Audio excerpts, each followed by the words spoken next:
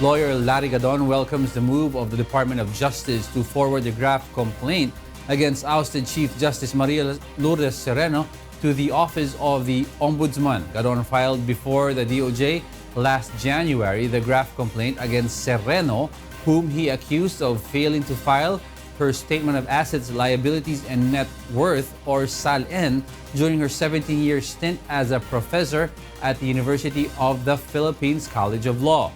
Justice Secretary Menardo Guevara has endorsed the complaint against Sereno to the top anti-graft office after she was ousted as top magistrate via quo warranto proceedings. The preliminary investigation on Gadon's complaint was previously shelved at the DOJ because at the time it was filed, Sereno was still Chief Justice and was immune from suit. Meanwhile, the Manila International Airport Authority will charge Xiamen Airlines at least 15 million pesos for the removal of its damaged plane from the main runway of the Ninoy Aquino International Airport last week.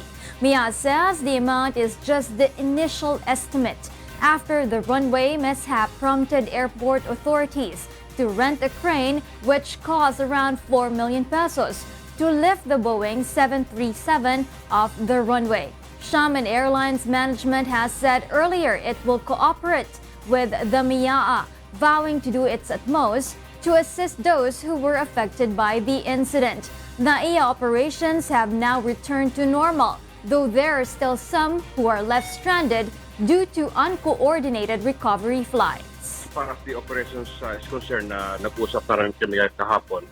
Ang tinitin lang namin isang andun for full coordination sa airlines. Right. Yung nangyari kasi doon sa insidente na yun, right. Medyo they mounted flights without any consultation from or advice from the operations group. The Civil Aeronautics Board is planning to revisit the provisions under the Air Passenger Bill of Rights following the NAIA runway mishap that disrupted flights and stranded thousands of passengers. John Ano tells us why. Many passengers were left hungry and exhausted when their flights got disrupted after a Xiamen Airjet crash landed and veered off the runway last Thursday night. While waiting for their rescheduled flights, most passengers stayed at the airport overnight because it took over 30 hours before the runway was reopened. Those who went home were forced to borrow money to fund their transport and other expenses when they returned to the airport the following day. Ayun o, dyan ako natulog.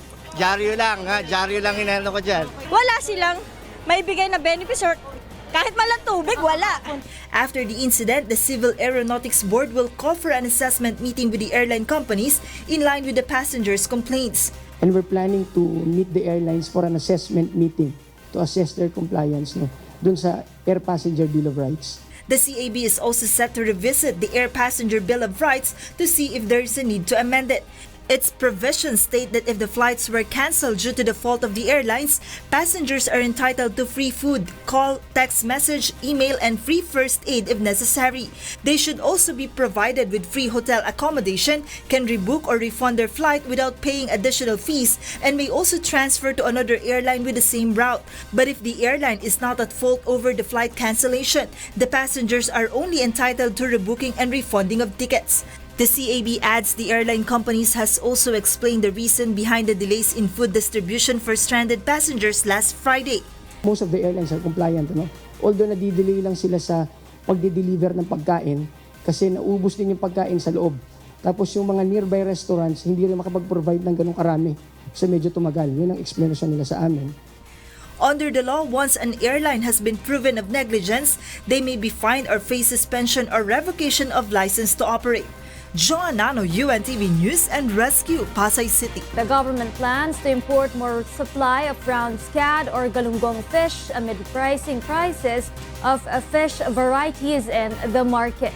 And though the country has long been importing galunggong, the government is eyeing to sell the fish directly to local wet markets. Monokson will tell us why. The price of galunggong or round scad is one of the barometers of the Philippine economy. If its price increases, this would affect many Filipinos since this fish is popular among the masses. As reported by the National Economic Development Authority or NEDA, fish is among the top inflation contributors last May. Each kilogram of galunggong is currently sold from 140 to 200 pesos, causing some consumers to find other cheaper alternatives. Tilapia kasi 140 ang tilapia eh. Mamaya, gulay naman sir, pagka hapunan. Ayaw mo maggalunggong? Mahal din yan eh. The Department of Agriculture earlier explained there is a reduced supply of fish in the market after the Bureau of Fisheries and Aquatic Resources restricted commercial vessels from fishing in municipal waters. To stabilize fish prices, the government plans to import 17,000 metric tons of galunggong. And though the Philippines has been importing this fish since 2001 until 2016 from China, Taiwan, Japan, South Korea, Thailand, Vietnam, and United States. This would be the first time that the said imported fish will be available directly to wet markets, following the recent signing of an administrative order by the Department of Agriculture. They're changing this the rule on the fishery administrative order. I think that would now allow fish imports to be sold in the palengke, sa market. But the consumer group opposes the plan as it will affect the livelihood of local fishermen. Ang daming supply, no? Kahit sa isda kahit sa gulunggong wala naman tayong naabirya lang dahil dumaan ng mga weather, no? Hindi po sagot. We oppose the importation as a policy statement ng laban po. The cheaper imported galunggong will be available in markets by September, according to the Agriculture Department. Mon Hokson, UNTV News and Rescue, Quezon City. Officials have recommended placing Zamboanga City under a state of calamity amid rising prices of rice in local markets and a shortage of supply. Here's why from Dante Amento. The city government of Zamboanga is pushing to place the city under a state of calamity due to the rice shortage being experienced in the area. The declaration will enable the city to utilize its 15 million pesos calamity fund for the procurement of rice supply. We'll be talking to the traders so that we will be able to purchase rice that will be exclusively for the Zamboanga City market because there is rice available. The city needs 180,000 sacks of rice for a 3-month buffer stock, but only 40,000 sacks equivalent to 5 days daily consumption were delivered this month from the first shipment of NFA rice. Mayor Salazar says one reason for the shortage could be the diversion of their supply to the other areas such as Sulu. Because of the fire incident that happened in Busbus, Sulu, the entry of the jasmine rice in Holo is already being taken without being sent to the city of Zamboanga. That is the cause of the scarcity, plus the closure of that Malaysia border in terms of selling rice. The Department of Trade and Industry and Department of Agriculture had earlier mentioned that the city lacks on rice production. Based on the price monitoring of the City Agriculturist Office, some barangays such as Manalipa and Pamukutan are selling rice at 70 pesos per kilo, while some districts will not go below 60 pesos per kilo. Authorities are also on the lookout for rice hoarding activities in the area. The Local Price Monitoring Council has issued a resolution recommending a price ceiling of 46 pesos. It has been submitted and awaiting approval from the President. Dante Amento, UNTV, News and Rescue, Zamboanga City. Several environmental groups criticized the government's climate change and disaster readiness after the flooding incidents in Metro Manila recently. Asher Kadapan Jr. tells us why. The gathering of different environmental groups for the Second National Congress of the Philippine Movement for Climate Justice opened today at the University of the Philippines in Diliman. According to Ian Rivera, the national coordinator of the PMCJ, it is high time for the government to take the effects of climate change seriously, as these have already become the country's problem for the past 30 years. He says typhoons hitting the country have become stronger and floods are more intensified, but the government did not prepare for it and the public did not take the effects of the climate change seriously. He explains years of drought and years of typhoons resulting in heavy floods are expected and that everyone must be prepared. Nagkaroon na tayo ng ondoy at Yung Ondoy ay wake-up call sa Metro Manila ito dahil sa maraming namatay at sa tindi rin ng destruction. Pero hindi ito nagbigay ng pag-aaral, no? Ng lesson sa ating pamahalaan dahil sa simpleng ulan lang na dumarating ay ang tindi na ng landslide at baha. The PMCJ campaigns for the closure of coal plants that strongly destroy the environment and health of the people. Rivera says the PMCJ has members who monitor the watersheds in Metro Manila for nature protection. He adds that the regulation is needed to preserve and protect these watersheds. He also made mention of Marikina and Rizal to be suffering from severe flooding as quarrying and mining operations, real estate properties, and subdivision developments proliferate in these areas. Rivera urges the government to allocate big funds for a long-term solution for the problem and also monitor the agricultural sector that is being affected by the drought. Kung siniseryoso ng gobyerno ang katindihan ng epekto ng climate change sa Pilipinas, dapat nagkakaroon na siya ng tinatawag na long-term plan. Dapat meron na siyang dapat na infrastruktura na tinatayo ngayon. Rivera also criticizes the infrastructure projects of the government that he claims only benefit its commercial interest. Ang gobyerno may build, but yung build na yan ay hindi siya tumutugon para iligtas ang mamamayan sa kapahamakan dulot ng pagbabago ng klima. According to Rivera, the Philippines should also adopt the disaster readiness of other countries such as Malaysia, Thailand, and Japan. These countries have good flood mitigation plans that are applicable for the next 100 years. Asher Kadapan Jr., UNTV News and Rescue. The relatives and supporters of former Senator Ninoy Aquino commemorate his heroism. According to former President Benigno Aquino III, the current generation can get lessons from the sacrifices of his father. Nel Maribuhok will tell us why.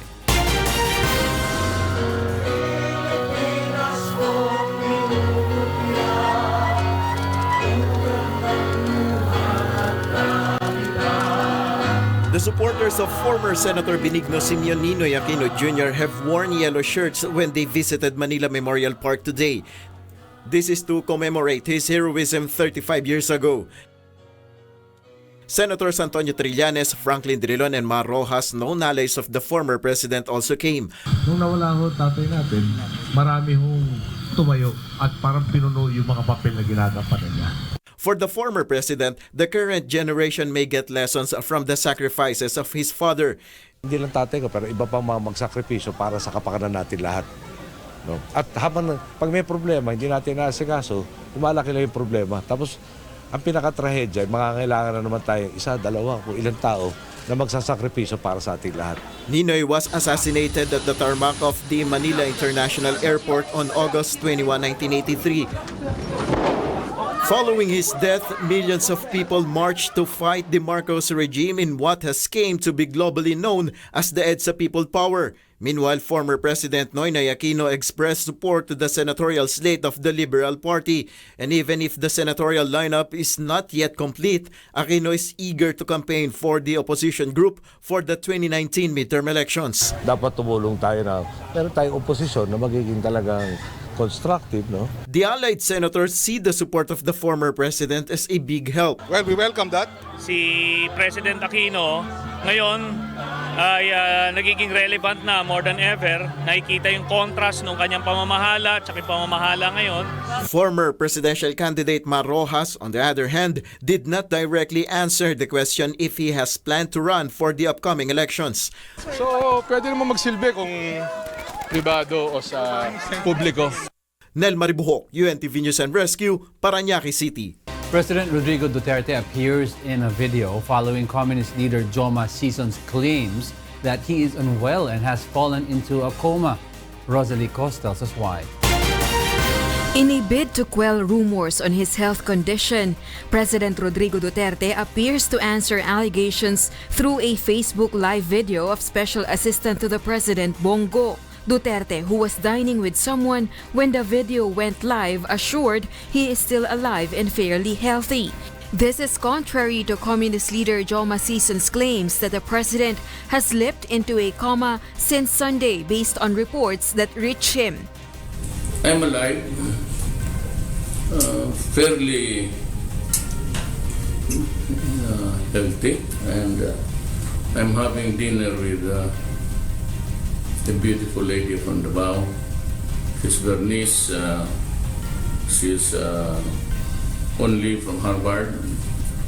Okay pa naman ako. Sabi nila kumatos.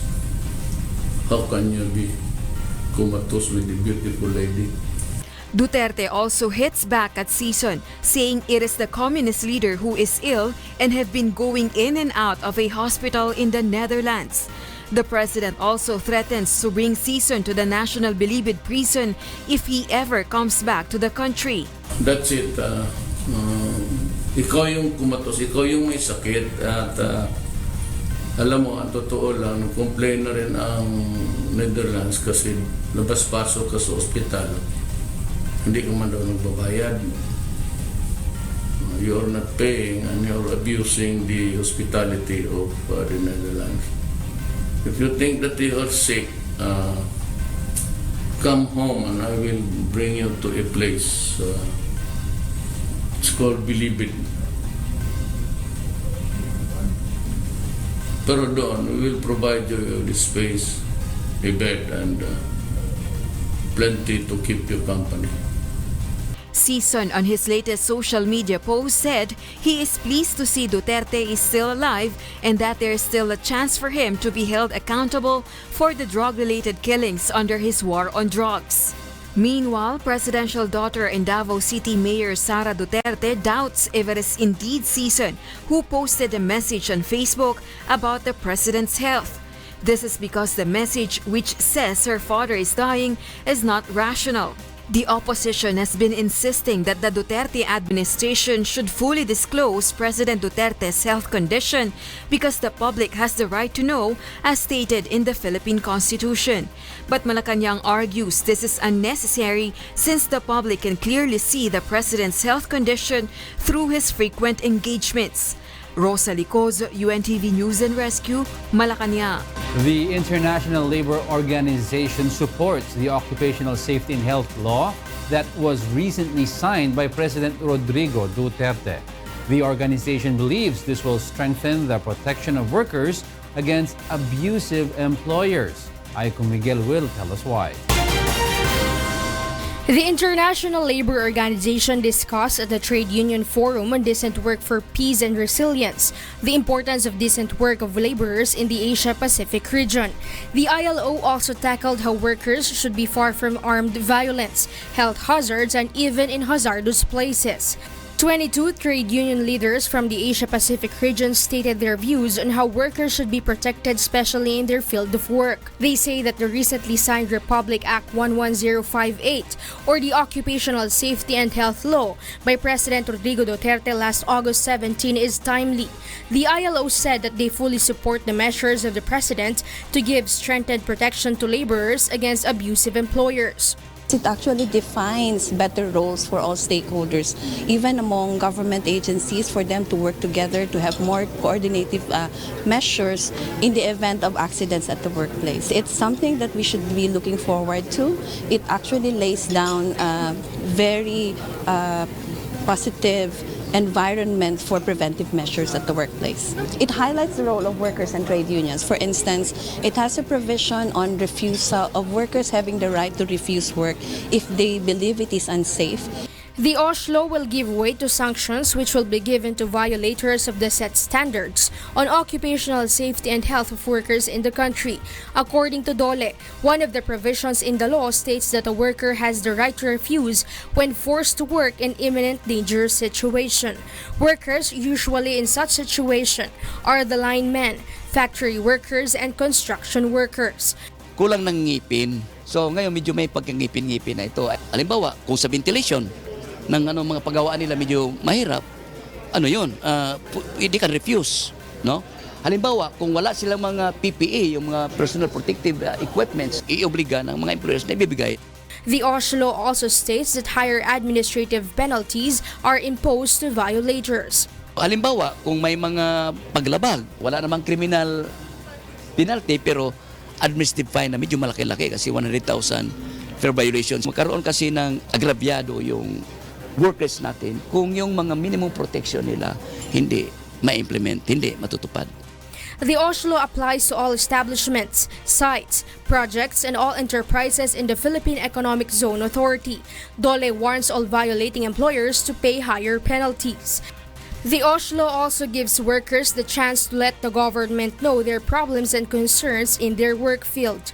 DOLE believes the existing OSH law will prevent a tragedy from happening again, just like the death of workers in the Kentex fire. Aiko Miguel, UNTV News and Rescue, Ortigas. As the country celebrates the Breastfeeding Month Nation Awareness, advocates are urging the public anew to respect mothers who are breastfeeding their child in public places. Here's why from Grace Cousin. Mary Chris, a mother of 6, is proud to say that all of her children are exclusively breastfed. She said breastfeeding has become a bonding time for them and help her children grow healthy. She also says that breastfeeding is cost-effective. Hindi na po kailangan maglabas ng pera para bumili ng gatas, tipid. But mothers breastfeeding their child in public are facing stigma, prompting campaigns to raise awareness and urge the public to respect breastfeeding mothers. The Association of the Rights of Children in Southeast Asia and the Iwas Gatas Pilipinas also advise the mothers to ignore those who do not understand the value of breastfeeding. They may also complain to the security personnel of an establishment if someone questions their breastfeeding. Mothers and children have the right to breastfeed anywhere and anytime. Kung saan kailangan ng batang kumain, hindi siya pwedeng maghintay. Sana maintindihan niya ng mga tao.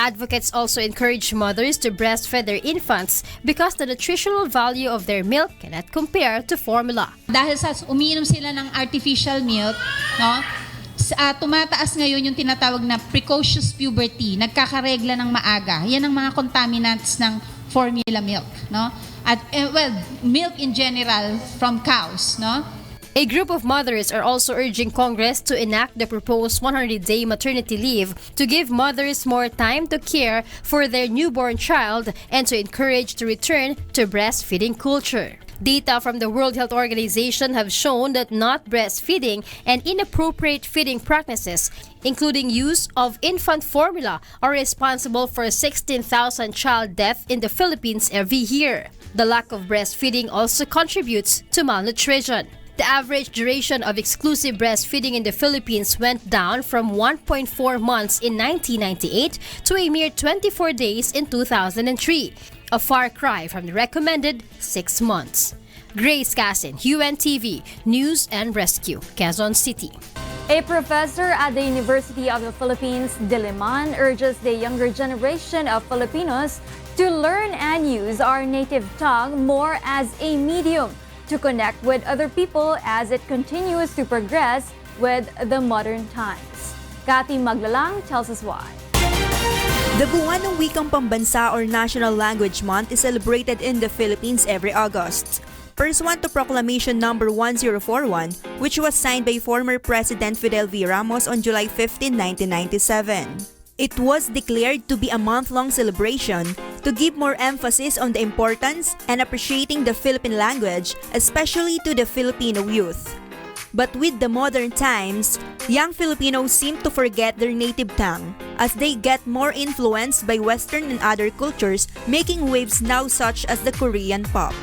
Aura Abiera, assistant professor and former chairperson of the Department of Filipino and Literature in UP Diliman, observes that though young professionals still use the Filipino language as a medium of communication, some of them no longer know the root or the etymology of Filipino words. They prefer instead to use and mingle Filipino words with foreign ones. Only few knows that the word toothbrush in Filipino is sipilyo, hatinig for telephone, and talahulugan for dictionary. Even modern English words now have equivalent to Filipino words, such as charger, which is pantablay, pooksapot for website, panghinain for browser, sulatroniko for electronic or email, and pangulong hatinig for headset. Abiera says the Filipino language is progressive, dynamic, and adapts with the changing times. Yung wika kasi dynamiko. nagbabago at nagbabago yung wika sa daloy ng panahon at ang daming mga salik na pwedeng maka-impluwensya sa pagbabago ng wika. But how knowledgeable are Filipinos really about their own native tongue? Ma'am, ano yung katipan? I don't know. Hindi ko po alam. Ngayon ko lang po narinig yung salita na yun. Nasa dulo ng dila ako. Alam ko yung Tagalog, nakalimutan ko. Tanod. I don't know. Naku, Manuel Quezon ba yan? Agosto kaya ang wikang pambansa. The National Language Month commemoration coincides with the birth month of the father of the Philippine national language, Manuel L. Quezon, who was born in August 19, 1878. Abiera also urges young Filipinos to learn about and use the Filipino language more to make it more dynamic, to preserve and to promote patriotism. As our national hero Dr. Jose Rizal once said, "He who does not love his own language is worse than an animal and smelly fish." And while people preserves its language, it preserves the marks of liberty. Kathy Maglalang, UNTV News and Rescue, Quezon City. Singing school representatives of Metro Manila flocked to Wishcovery auditions. Leslie Langboen tells us why. The first ever Wishcovery Grand Champion came from Metro Manila. Will a wishful from the National Capital Region make it again this time?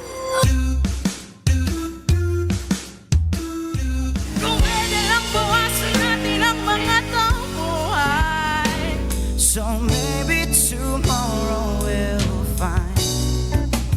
Hindi mo lang alam, takot na lang akong masaktan.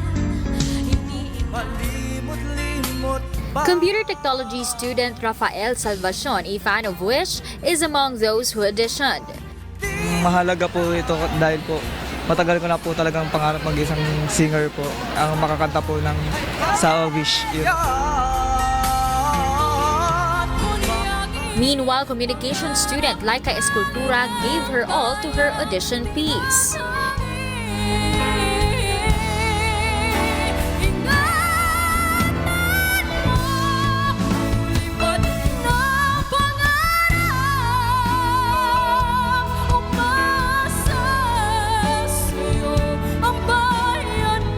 Alam ko naman na proud sila, pero mas gusto ko pang maging proud sila. Future singing dentist Rhea Basco, who went viral for her singing videos, also showcased her vocal prowess in the audition.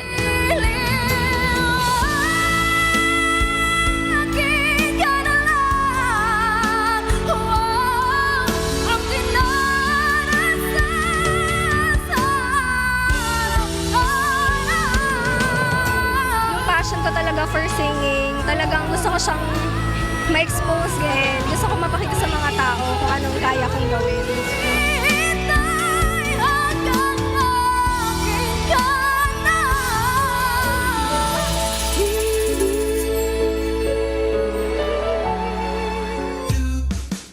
Leslie Langboen, UNTV News and Rescue, Manila.